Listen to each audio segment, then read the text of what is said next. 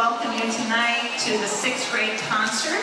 We have 3 groups performing, and I believe we have a student who's going to introduce the concert. Is that right? Okay, please come on up.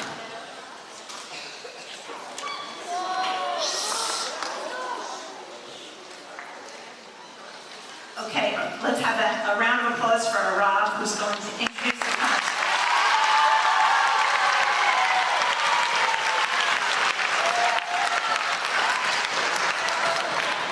Good evening.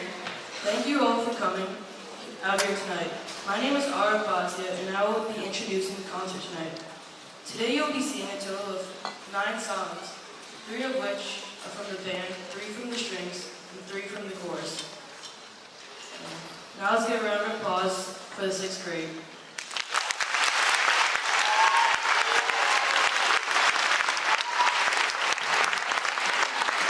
Enjoy the show.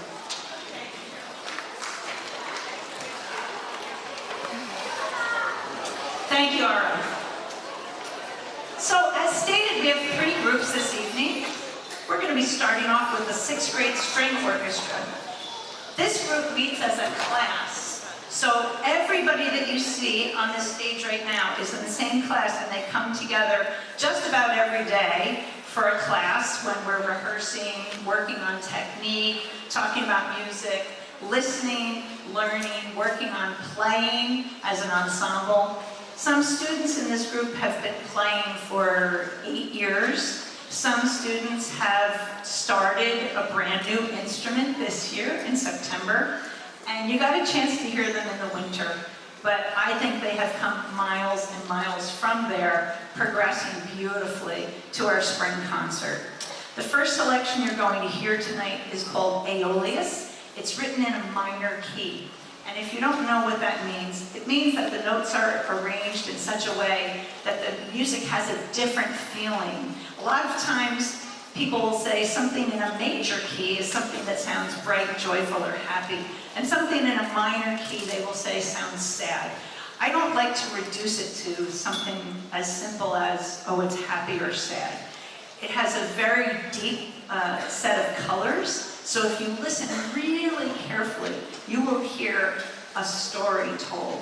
You'll feel different emotions. You'll maybe even sense a different mood that's coming just from the music and talking to you individually.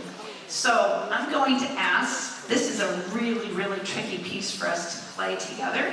So I'm going to ask, especially of our students that are here performing this evening, if you could be fantastic audience members and absolutely not talk at all while your peers are performing tonight. That will help us make a beautiful presentation for the concert, and it will also allow us to perform our best and for the audience members to have their own experience of the piece. So here we go with Aeolus.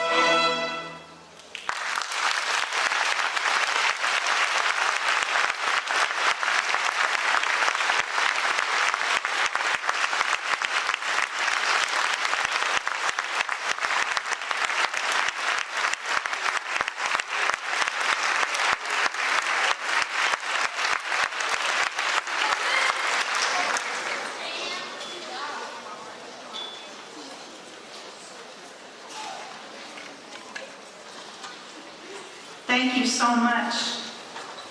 This group has a lot of violin players, and I wanted to give everybody a chance to play different parts.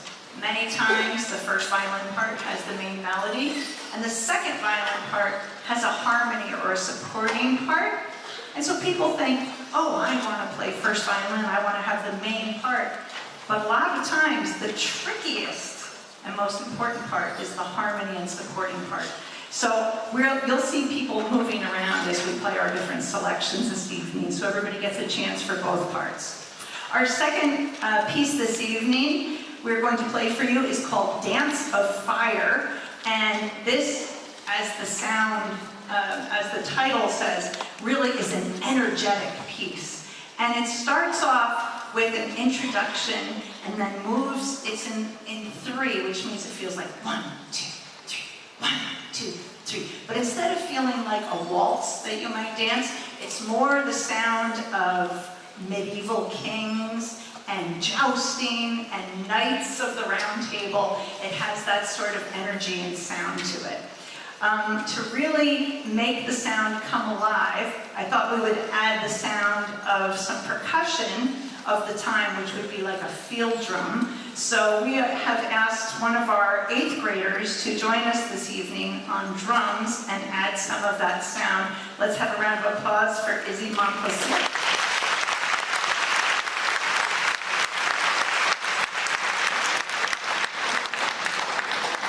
Thank you so much. Here we go.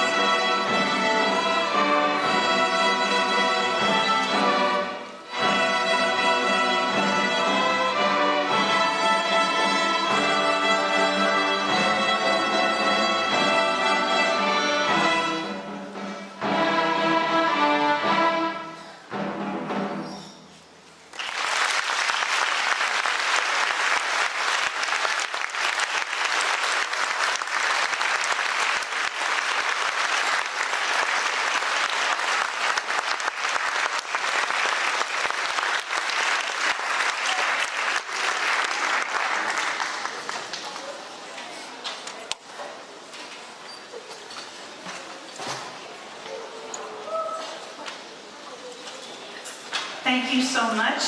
While the students are getting ready for their last piece, I would like to say a huge thank you to all of the parents for your support and for giving your child the gift of music.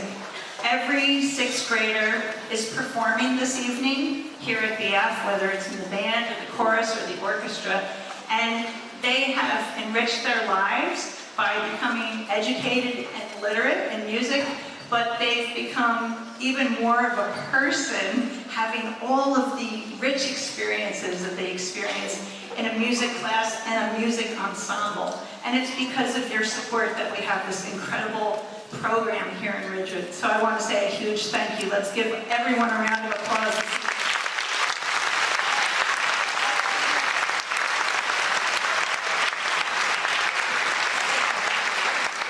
Our last selection is a jazz piece called Boogie Bass No. 1. And we have some brand new bass players that switched to their instrument this year, and we have someone that was playing before, and somehow they have come together and made this incredible bass section. So to play a jazz piece, you really need to hear the drums, which Izzy will be bringing to us, and you also need to hear the bass. So we're going to have one of our basses electrified, just like they do in the jazz band. So, Audrey, let's hear it. Can we hear a sound? Let's hear it for Audrey Moon on the electrified bass.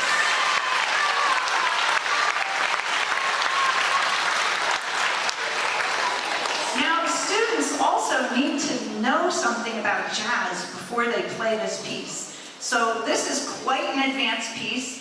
And when they see their notes in this jazz music, it looks like it's straight, like bum, bum, bum, bum, bum. But we have a way of swinging the eighth notes, it's called. So if you've ever heard or experienced swing dancing, it has a really fun rhythm to it. And instead of the notes being straight, they'll be dun, da, dun, da, dun, da, dun. And it makes you want to move. It has a really, really nice beat to it. So we're going to have the students swinging the eighth notes, even though they look straight. They're going to be played with that rhythm. And we're going to fit it all together with the string orchestra and our rhythm section, the bass and drums. So again, you may want to talk, or you may want to, you'll feel excited by this music, but I'm going to ask you, please, especially students, to just please don't talk and just enjoy the last piece. Here we go with Boogie Bass No. 1.